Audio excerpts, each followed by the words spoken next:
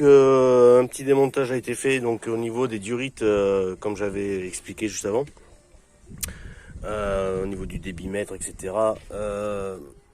Alors le turbo ici, on le voit, tiens, par derrière, là. Et il y a d'autres vis, je sais pas si je vais y arriver, qui se trouvent ici, par là. Ces ingénieurs là nous ont collé une clé de 11. Donc pensez qu'il vous faut du 11 pour pouvoir procéder à cette opération. Sinon, ben voilà. C'est les joies de la mécanique. Il n'y a jamais une vis de la même dimension. N'est-ce pas, Paul, hein? Je sais que tu me suis, donc cette vidéo est faite juste pour toi. Voilà, allez, à plus. Je continue mon démontage. Je reviens vers vous quand j'aurai désossé. Donc parce que là, il me reste ces vis là à virer, pardon.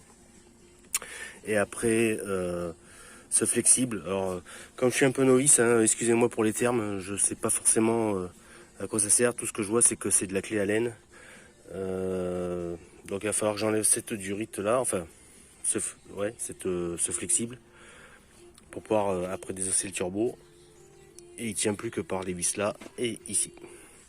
Sinon, comme j'avais expliqué tout à l'heure, hein, on avait donc la grosse durite ici qui venait. On va voir elle qui est facile à sortir. Là, il y avait un gros boîtier avec une durite en retour qui venait ici. Pareil, hein, rien de compliqué, c'est des colliers, ça s'enlève facilement.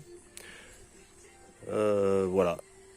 Et comme j'avais expliqué, vu que j'ai pas mon FAP, ben, là, il me reste plus que ces parties-là à dévisser pour virer le turbo. A plus tard.